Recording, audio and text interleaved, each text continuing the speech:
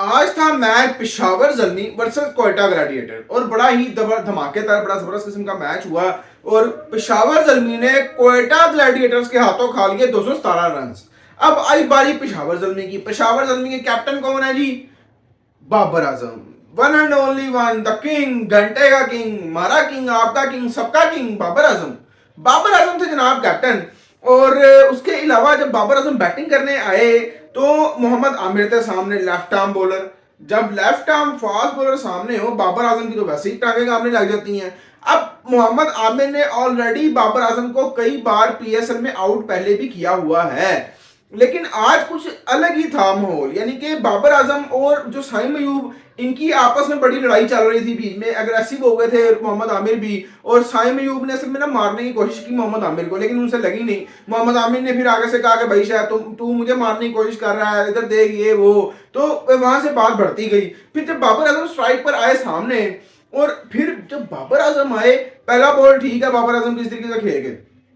जो दूसरा बॉल था वो क्या किया जी, रायली रूसो को पूरा जनाब लेके आए मिड कवर के ऊपर और पूरा ट्रैक किया बाबर आजम को, और आगे रायली रूसो को किया। और फिर वहां पे आउटसाइड स्विंग करके ठप्पा मारा बीच में, और स्विंग आउटसाइड करके वहां पे स्लोअर वन दिया। जब स्लोअर वन दिया, बाबर आजम ट्रैप हो गए, उनको समझ नहीं आई और वो गया जनाब आउट। और फिर जो मोहम्मद आमिर ने अग्रेशन दिखाया, जैसे कोहली को आउट करके अग्रेशन दिखाया होता है, बाबर आजम ऑब्वियसली बड़ा प्लेयर तो है, पाकिस्तान का तो बड़ा प्लेयर है, तो अगर उस हिसाब से देखा जाए तो बड़ी अग्रेशन तो ठीक था, बिल्कुल ठीक था। फिर बाद में साइम अयूब ठप्पा लग के इतनी इतनी इन स्विंग जनाब आ रही है, और ultimately overall at the end match Peshawar Zalmi हार गया। बात यह है कि बाबर आजम ना इंटरनेशनल क्रिकेट में चल रहा है ना वैसे चल रहा है। बाबर आजम की वैसी बैंड बजी हुई है, किसी भी लीग किसी भी क्रिकेट में बाबर आजम का 100 आ नहीं रहा, 50 बड़ी मुश्किल से आ रहा है। पिछले ओडीआई क्रिकेट में जो उसने 50 और 70 जो भी उसने स्कोर किए हैं, वो भी हम, मैं कहता हूं इतने बुरे तरीके से हम हारे हैं, इतने बुरे तरीके से डंडा मार मार के हमें न्यूजीलैंड ने मारा है,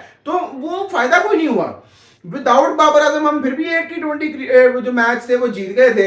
मेरा ख्याल है अगर बाबर आजम उसमें भी होता हम वो भी ना जीतते। और विद बाबर आजम हम एक भी मैच ओडीआई का पीछे नहीं जीत पाए। और बाबर आजम की अपने भी इंतहा से जरा घटिया फॉर्म चल रही है, और पेशावर जल्मी की मेरा ख्याल से इंतहाई घटिया फॉर्म आगे कंटिन्यू रहेगी। उसके अलावा राशिद लतीफ ने बड़ी जबरदस्त बात की। राशिद लतीफ क्या कहते हैं आपको पता है, बड़ी इंटरेस्टिंग, बड़ी सच वाली बातें, कड़वी बातें करते हैं वो, और सुनते हैं जरा क्या कह रहे हैं राशिद।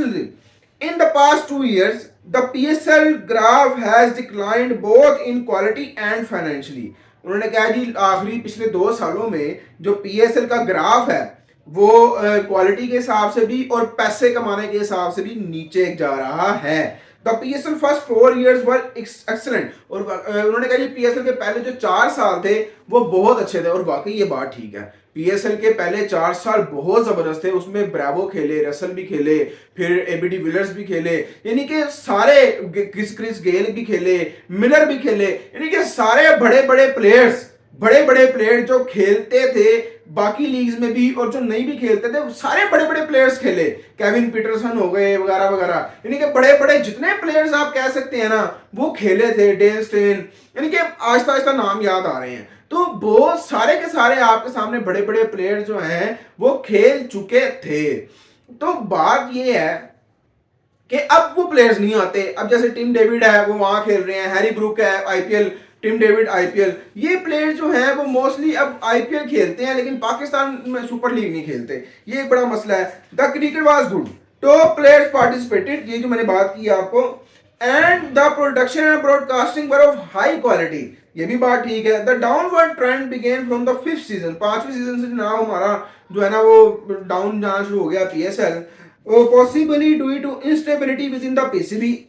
जो पीसीबी में इंस्टेबिलिटी थी, यानी कि जो चेयरमैन था वो बार बार चेंज हो रहा था, कभी निजम शेट्टी, कभी वो अपना वकार, क्या नाम था उसका, जो जक्का साहब थे वो जहन से निकल गए हैं वो, फिर मोहसिन नकवी, कभी रमीज राजा, यानी कि वो चेंजिंग जो है वो आती रही। फिर the numerous PSL directors being replace, bar bar PSL के डायरेक्टर्स भी रिप्लेस होते रहे। Many of those appointed were unprofessional, यानी कि वो उनका क्रिकेट से कोई ताल्लुक ही नहीं था, जिनको आपने पीएसएल में जाके उनका डायरेक्टर बनाया और उसको चेयरमैन बनाया पीएसएल का। To date no cricketer has been given the authority to manage the PSL. अभी तक किसी भी क्रिकेटर को अभी तक, और ये वाकई बड़ी इंटरेस्टिंग बात है, पीएसएल की मैनेजिंग जो ऊपर पूरी डायरेक्टर होते हैं, मैनेजिंग कमेटी होती है, फिर ऊपर टॉप सीईओ से लेके नीचे एक वर्कर तक, किसी भी पोजीशन पे कोई भी क्रिकेटर है ही नहीं, एक्स क्रिकेटर है ही नहीं, यानी कि जिससे मशवरा लिया जाए, कुछ किया जाए, कोई चक्कर ही कोई नहीं भाई। तो ये वाकई की बात ठीक है। और ओवल तो पीसीबी में अगर आप देखें, पीसीबी में भी अगर आप देखें तो आपको पीसीबी में कोई क्रिकेटर सही तरीके से नजर नहीं आएगा, कोई क्रिकेटर नहीं है। यानी कि मैनेजिंग डायरेक्टर्स में और बाकी डायरेक्टर्स वगैरह में या फिर बोर्ड मेंबर्स में कोई आपको क्रिकेटर सही नजर नहीं आता। वहां पे भी सारे बापे बापे बिठाए हुए हैं, सारे वही चक्कर चल रहे हैं। तो मेरा ख्याल है कि ये वाकई एक बहुत बड़े रीजन हो सकता है। और वाकई ये बात तो ठीक है कि पीएसएल शुरू में बहुत आउटक्लास थी, लेकिन आहिस्ता आहिस्ता बाद में पीएसएल का जो हाल है ना, वो ग्राफ नीचे जाता रहा। ये वाकई बात ठीक है। बाकी देखते हैं क्या बनता है आगे। पीएसएल फिलहाल तो पीएसएल का रिस्पॉन्स अच्छा आ रहा है। कल का जो मैच था वो भी हाउसफुल था।